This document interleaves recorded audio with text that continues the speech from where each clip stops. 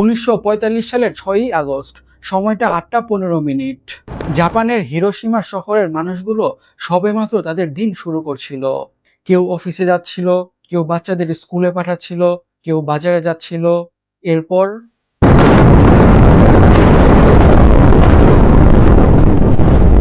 মাত্র কয়েক সেকেন্ড 70,000 মানুষ মারা গেল শুধু কয়েক সেকেন্ডে।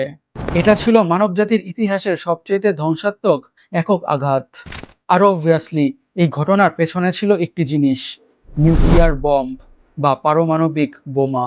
আজকের ভিডিওতে আমরা জানবো এই নিউক্লিয়ার বম্ব তৈরি হওয়ার পিছনে ইতিহাস কি, সেদিন হিরোশিমা নাগাসাকিতে অ্যাকচুয়ালিতে কি ঘটেছিল, এবং কেন আজও এই নিউক্লিয়ার বম্ব সারা পৃথিবীর সবচেয়ে বড় ভয়ের কারণ। তো এই ব্যাপারটা শুরু হলো সায়েন্সের এক বিশাল আবিষ্কার দিয়ে। 1905 সালে অ্যালবার্ট আইনস্টাইন একটা ইকুয়েশন দিলেন। এর মানে হলো পদার্থ আর শক্তি আসলে একই জিনিসের দুটি রূপ। সামান্য পরিমাণ পদার্থকে যদি শক্তিতে রূপান্তর করা যায় তাহলে বিশাল পরিমাণে শক্তি পাওয়া যাবে, যেটা ইমাজিন করাও কঠিন। সেই সময় এটা ছিল জাস্ট থিওরি, কিন্তু কিছু সায়েন্টিস্ট বুঝতে পেরেছিল এই হিউজ পরিমাণে শক্তিকে যদি কাজে লাগানো যায় তাহলে পুরো পৃথিবীটাই চেঞ্জ হয়ে যাবে। তারপর 1938 সালে দুইজন জার্মান সায়েন্টিস্ট অটো হান আর ফ্রিটজ স্ট্রসম্যান একটা গেম চেঞ্জিং ডিসকভারি করলেন, নিউক্লিয়ার ফিশন। নিউক্লিয়ার ফিশনের মানে হলো ইউরেনিয়ামের মতন হেভি অ্যাটম ভাঙা যায়, আর সেটা ভাঙার সময় প্রচণ্ড এনার্জি বের হয়। আর এই খবরটা সায়েন্টিস্টদের মাঝে ছড়িয়ে পড়লো, আর সবার মাথায় একটাই কোয়েশ্চেন, এই এনার্জি দিয়ে কি ওয়েপেন্স বানানো পসিবল? এদিকে 1939 সালে ওয়ার্ল্ড ওয়ার 2 শুরু হয়ে গিয়েছে। হিটলারের জার্মানি পুরো ইউরোপ দখল করে নিচ্ছে। তখন আমেরিকান সায়েন্টিস্টদের মাঝে একটা ভয়ঙ্কর চিন্তা আসলো, যদি জার্মানি আগে নিউক্লিয়ার বম্ব বানিয়ে ফেলে তখন কি হবে। তখন আইনস্টাইন নিজেই চিঠি লিখলেন আমেরিকান প্রেসিডেন্ট ফ্রাঙ্কলিন রুজভেল্টকে। চিঠিতে বলেন, জার্মানি হয়তো নিউক্লিয়ার ওয়েপেনের দিকে অনেক এগিয়ে যাচ্ছে, আমাদের এটা নিয়ে কাজ শুরু করা উচিত। রুজভেল্ট সিদ্ধান্ত দিলেন এবং শুরু হলো পৃথিবীর ইতিহাসে সবচেয়ে সিক্রেট এবং এক্সপেন্সিভ প্রজেক্ট, ম্যানহাটন প্রজেক্ট। 1942 সালে আমেরিকা এক অসম্ভব কাজ হাতে নিল। হাজার হাজার সায়েন্টিস্ট, ইঞ্জিনিয়ার, মিলিটারি অফিসার সবাইকে একসাথে করা হলো।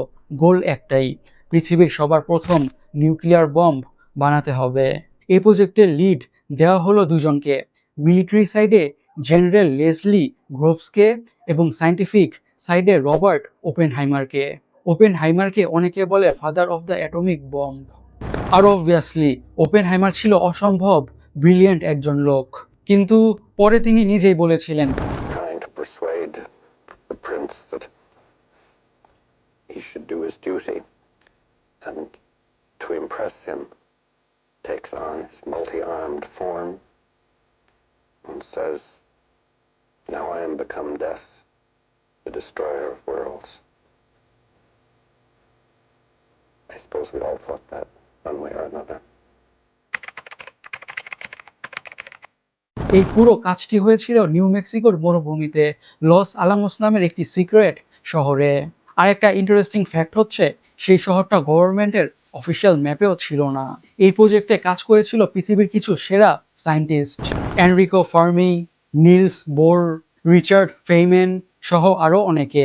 প্রায় 3 বছর কাজের পর 1945 সালে 16 জুলাই নিউ মেক্সিকোর মরুভূমিতে প্রথম টেস্ট চালানো হলো। এই টেস্টের নাম হলো ট্রিনিটি টেস্ট। বমটা ফাটলো, বিশাল এক মাশরুম ক্লাউড আকাশে উঠলো। তখন এনার্জির পরিমাণ ছিল 21 কিলোটন, টিএনটি এর সমান।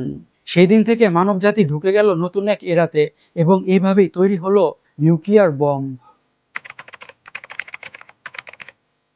ওয়ার্ল্ড ওয়ার 2 তখনও চলছে এবং ইউরোপে জার্মানি হেরে গেছে, কিন্তু প্যাসিফিকে আমেরিকা আর জাপানের যুদ্ধ থামছেই না। জাপান হারছে, তাও স্যারেন্ডার করছে না। আমেরিকান মিলিটারি এক্সপার্ট হিসাব দিল, যদি গ্রাউন্ড ওয়ার করে জাপান দখল করতে হয় তাহলে আমেরিকার 10 লাখ সোলজার মারা যেতে পারে। প্রেসিডেন্ট হ্যারি ট্রুম্যান সিদ্ধান্ত নিলেন নিউক্লিয়ার বম্ব ইউজ করা হবে। 6 আগস্ট 1945 ভোররাতে টিনিয়ান আইল্যান্ড থেকে উঠল B-29 বম্বার। পাইলট ছিল কর্নেল পল টিবেটস। আর সেই প্লেনের ভিতর ছিল নিউক্লিয়ার বম লিটল বয়। ওজন ছিল প্রায় 4 টন এবং পাওয়ার ছিল 15 কিলোটন টিএনটির সমান। মাটি থেকে প্রায় 600 মিটার উপরে মিড এয়ারে এক্সপ্লোড করলো। এক্সপ্লোশনের সেন্টারে টেম্পারেচার পৌঁছালো 3000 থেকে 4000 ডিগ্রি সেলসিয়াসে। এটা বেসিক্যালি সূর্যের সারফেসের কাছাকাছি টেম্পারেচার। যারা এক্সপ্লোশনের কাছাকাছি ছিল তারা লিটারালি বাষ্প হয়ে গেল, মাটিতে শুধু তাদের শ্যাডো রয়ে গেল। ব্লাস্ট ওয়েভ পুরা শহরটাকেই মুছে দিল, সাথে সাথে মারা গেল 70,000 মানুষ। বিল্ডিংস ধসে পড়লো এবং আগুন ছড়িয়ে পড়লো সব জায়গায়। যারা এক্সপ্লোশন ফেস করেছে তারা ডিসক্রাইব করেছে এই সিন। মানুষের স্কিন ঝুলে পড়েছে, পুড়ে যাওয়া মানুষগুলো নদীতে ঝাঁপ দিয়েছে পানির জন্য। রাস্তায় রাস্তায় পড়েছিল ডেড বডির স্তূপ। আর বম্ব পড়ার পরেও কয়েক মাস ধরে মানুষ মারা যেতে থাকলো রেডিয়েশনের কারণে। যারা বেঁচে গিয়েছিল পুরো শহর জুড়ে এই রেডিয়েশনের কারণে ক্যান্সার, লুকিমিয়া, ইন্টারনাল ব্লিডিং এসব ধরনের রোগ হচ্ছিল। হিরোশিমাতে সর্বমোট মারা গেলেন 1,40,000 মানুষ। হিরোশিমার 3 দিন পর 9 আগস্ট 1945 জাপান তাও সারেন্ডার করেনি। আমেরিকা সেকেন্ড বম্ব ড্রপ করার সিদ্ধান্ত নেয়। এবারের বম্বের নাম ফ্যাটম্যান। হিরোশিমার বম্বের চেয়ে আরও পাওয়ারফুল, 21 কিলোটন। একটা ইন্টারেস্টিং ফ্যাক্ট বলি, অরিজিনাল টার্গেট ছিল কোকুরা শহর, কিন্তু সেদিন কোকুরার উপর ক্লাউড ছিল, কিছুই দেখা যাচ্ছিল না। তারপর প্ল্যান ঘুরিয়ে দেওয়া হলো, পরের টার্গেট নাগাসাকির দিকে। সকাল 11:20 বম্ব পড়ল। নাগাসাকি শহরটা পাহাড়ে ঘেরা, সেই পাহাড়গুলো ব্লাস্টের কিছুটা পাওয়ার অবজার্ভ করে নিল, তাই ড্যামেজ হিরোশিমার চেয়ে কিছুটা কম হলো। তারপরও সেই কমের পরিমাণটা ছিল 40,000। 40,000 মানুষ সাথে সাথে মারা গেল এবং মোট মারা গেল 80,000। নাগাসাকির একটা ফেমাস ফটো আছে, পুরো শহর ধ্বংস হয়ে গিয়েছে, কিন্তু একটা ক্যাথলিক চার্চের ডোম এখনো দাঁড়িয়ে আছে ধ্বংসস্তূপের মাঝে। এই ফটোটা যেন একটাই কোয়েশ্চেন করে, এত ডিস্ট্রাকশনের পরও কি হিউম্যানিটি টিকে থাকবে? নাগাসাকির 6 দিন পরে জাপান রেডিওতে অ্যানাউন্স করলো জাপান সারেন্ডার করেছে। ওয়ার্ল্ড ওয়ার 2 শেষ হলো, কিন্তু একটা কোয়েশ্চেন রয়ে গেল, এই বম্ব ইউজ করাটা কি আসলেই ঠিক ছিল? এক সাইড বলে বম্ব ইউজ না করলে গ্রাউন্ড ওয়ারে আরও কয়েক মিলিয়ন মানুষ মারা যেত, দুই সাইড মিলিয়ে। বম্বের পরে ওয়ার তাড়াতাড়ি শেষ হয়েছে। আর অন্য সাইড বলে এই দুই শহরে যারা ছিলেন তারা তো ছিলেন অর্ডিনারি সিটিজেন, বাচ্চা, মহিলা, বুড়ো, সাধারণ মানুষ। তাদের উপর এই বম্ব ফেলাটা কি ক্রাইম এগেইনস্ট হিউম্যানিটি না? আজকের হিরোশিমা নাগাসাকি কিন্তু রিবিল্ড হয়ে গেছে, খুবই সুন্দর মডার্ন শহর। কিন্তু সেইখানে আছে পিস মেমোরিয়াল, যেখানে প্রতিদিন মানুষ যায় যেন কেউ ভুলে না যায়। হিরোশিমার সেন্টারে আজও দাঁড়িয়ে আছে জেনবাকু ডোম, বম্বের ব্লাস্টে যে বিল্ডিংটা ধ্বংস হয়ে গিয়েছিল, কিন্তু স্কেলেটনটা টিকে আছে। ইউনেস্কো এটাকে ওয়ার্ল্ড হেরিটেজ সাইট হিসেবে রেকগনাইজ করেছে। হিরোশিমা নাগাসাকির পর থেকে পৃথিবীতে আর কখনো অ্যাকচুয়াল ওয়ারে এই নিউক্লিয়ার বম্ব ইউজ করা হয়নি। কিন্তু নিউক্লিয়ার ওয়েপেনের সংখ্যা কমেনি, বরং আরও অনেক বেশি বেড়েছে। আজকের পৃথিবীতে মোট প্রায় 12,000 নিউক্লিয়ার ওয়েপেন আছে, যেটার বেশিরভাগই আমেরিকা আর রাশিয়ার কাছে। এছাড়াও China, France, UK, India, Pakistan, Israel, north কোরিয়ার কাছেও নিউক্লিয়ার ওয়েপেন আছে।